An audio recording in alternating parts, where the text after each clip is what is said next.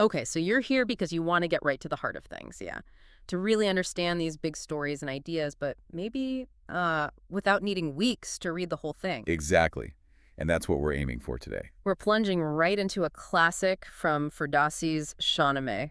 It's the epic showdown between Rostam, the Persian champion, and Ashkabus, this really proud warrior from Turan. hmm And the Shahnameh itself, it's like Iran's national epic. Huge. Hmm. Think Iliad or Odyssey, but Persian. Hmm. It's absolutely foundational for the culture. Right. So many stories in there. Countless. And this particular clash, Rostam and Ashkabus, it gives us a really sharp look at, well, heroism versus arrogance, hubris in action. So let's set the scene a bit. We're in Persia. King Kekafus is on the throne.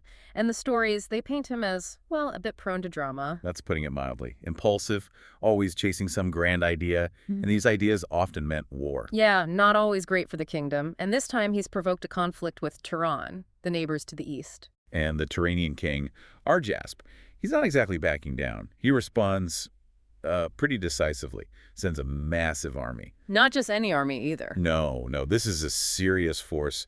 It includes some really formidable warriors like Ashkabus, who we're focusing on, Yeah. and another guy, Kamas of Kashan, big names. So Persia's under pressure. Kekavos sees this huge army coming, and you can almost picture that oh dear moment. Definitely. So who does he call? The panic button, basically? It's always Rostam, isn't it? It- Persia's greatest champion, a legendary figure, almost mythical in his strength.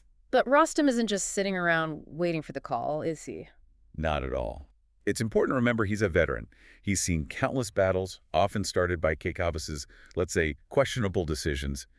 He's weary of it, Understandable. but, his loyalty to Persia, to Iran, it always brings him back. He feels that duty. And that sets up the specific confrontation, Rostam versus Ashkabus. It's more than just a fight. Oh, absolutely. It's pivotal. It's experience versus arrogance, skill versus bluster. Okay, so our mission for this deep dive. Unpack this encounter. Pull out the thrills, the strategy, the key insights into what makes these characters tick. Let's get into that initial buildup. Right. So the Turanian army advances. Ashkabus is leading the charge effectively. Yeah. They set up camp near the Iranian border. A strong position. And Ashkabus himself, what's his deal? Well, he's from Khotan in Turkestan, a really renowned warrior, known for immense physical strength, yes, but also, and this is crucial, he's an exceptional archer. Okay. Strong, skilled with a bow.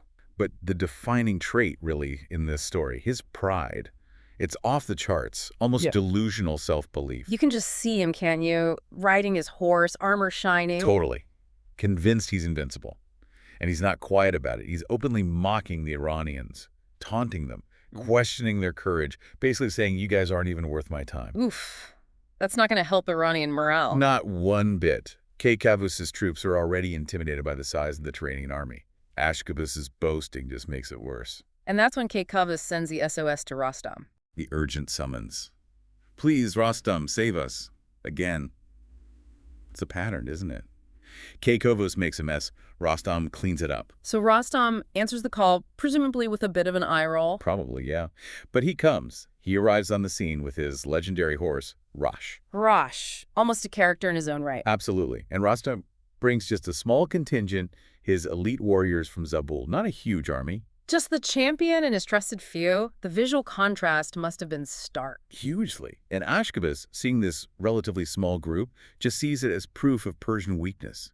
His ego blinds him. So he doesn't show respect. No. He greets Rostam with an insult, calls him an old man of Zabul, tells him he's past it, basically. Go home and get your grave ready. Wow, underestimating the greatest hero of the age. Classic villain mistake. Textbook arrogance. But Rostam, he doesn't rise to it, does he? No, that's pure Rostam. Calm, collected, focused. His reply is legendary in itself. Something like, enough talk, the battlefield will show who's worthy, let's see what you've got. Brilliant.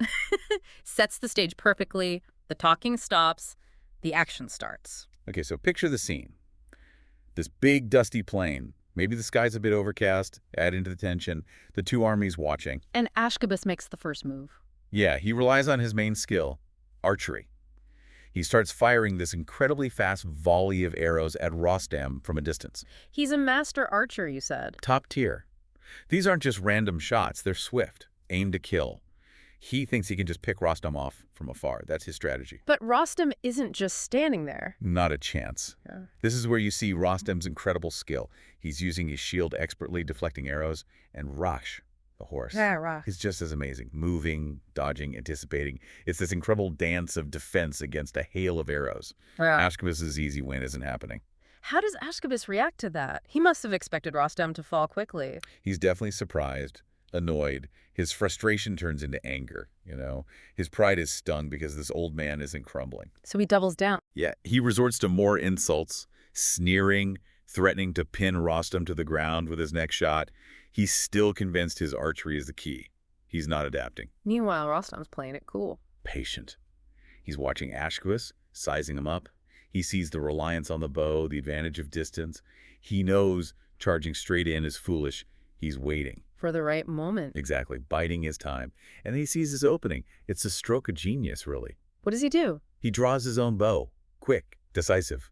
But he doesn't aim at Ashkabus. No, where then? He aims at the horse. Ashkabus's swift, prized steed. Oh, brilliant. Tactical. Very. It's not just about taking away his mobility, though that's part of it. It's psychological. It shatters Ashkabus's image, his confidence as this untouchable mounted warrior. Takes him down a peg, literally. Precisely. Rostam's arrow hits the horse. The animal collapses. Suddenly, Ashkabus, the great horseman, is on his feet in the dust. That must have changed everything. The whole dynamic shifts. Instantly, the momentum swings completely. Ashkabus is furious now, humiliated. His pride is wounded. Deeply. So what's his move? He can't use his bow effectively on foot in the same way. Right. He abandons the bow. His rage takes over. He draws his sword, grabs his shield, and just charges at Rostam. Pure brute force attack now. Okay, so now it's close combat. Sword on sword. Exactly. It becomes this intense, brutal fight. You can imagine the sound, the force of the blows. Ashkabus is strong, remember. He's a famed warrior. But is strength enough against Rostam? Well, that's the key point the story makes. Raw strength, especially when fueled by rage like Ashkabus's, it's not enough against Rostam's lifetime of experience. His skill, his technique, his cool head under pressure. Rostam isn't just trading blows. No, he's anticipating, parrying, using Ashkabus's own aggression against him, finding the openings. It's described as a masterclass, really. Strategy versus fury. And then comes the final moment. Yes. Rostam sees his chance. He delivers this absolutely devastating strike. It shatters Ashkabus's shield. Leaves him wide open. Completely exposed. And Rostam doesn't hesitate. A final lethal blow with the sword. Ashkabus goes down. Mortally He wounded. collapses, dies right there on the plain. All his boasts, all that pride, silenced. Wow. And the impact on the armies watching? Immediate. For the Turanians, seeing their seemingly invincible champion fall, it must have been shattering. Their morale just crumbles. You see fear and doubt spread through their ranks. And for the Persians. The complete opposite. Huge relief, obviously, but also this surge of confidence. Their champion has done it again. It renews their spirit to fight. It shows how critical leadership, or in this case, the fall of an enemy leader, can be. So Rostam returns victorious back to Caicovus. Back to the king. Probably gets a hero's welcome from the army. But even then, Rostam doesn't just, accept the praise quietly. Yeah, what does he do? He apparently takes the king aside, even after winning, and basically says, see, this is what happens because of your reckless decisions. He holds the king accountable. Still trying to teach the king a lesson, even in victory. It's a consistent theme. Rostam saving the day, but also pointing out why the day needed saving in the first place. And it's important to remember this fight, as big as it was, didn't end the war, right? Not at all. It's a major victory within the larger conflict against Turan. The Shahnameh goes on. There are more battles, including against that other warrior mentioned earlier, Khamis of Kashan. This is one crucial chapter, but the saga continues. Okay, so let's wrap this up. Thinking about the key takeaways from this deep dive into Rostam and Ashkabus. Rostam's courage is obvious, but what really stands out for me is that strategic mind. Definitely. Yeah. Aiming for the horse wasn't just about tactics. It was psychological warfare. Yeah, and that patience he showed, waiting for the right moment instead of rushing in. And contrast that with Ashkabus. It's such a stark lesson about pride, isn't it? How blinding arrogance can be. It led him to underestimate his opponent and made him tactically rigid. He couldn't adapt when his first plan didn't work. Exactly. It also shows, I think, the importance of that loyalty theme. Rostam fights for Persia even when he disagrees with the king. Unity against a common enemy. It's amazing, really. A story from centuries ago, a duel between two warriors, but it speaks volumes about things we still see today. Leadership, strategy, ego. Human nature doesn't change that much, does it? It's more than just a simple good versus evil fight. It's nuanced. Wisdom versus arrogance, calculated risk versus blind fury. Which leaves us with something to think about, maybe. I think so. Makes you wonder, doesn't it? How often do we see this dynamic play out today? That clash between boastfulness, maybe overconfidence, and actual skill or quiet competence. In our own lives, in work, maybe even on a bigger stage. Right. And what can we actually learn from Rostam's approach? That measured strategic thinking, not letting pride or anger dictate your actions when facing a challenge. Something this ancient epic still offers us, I think.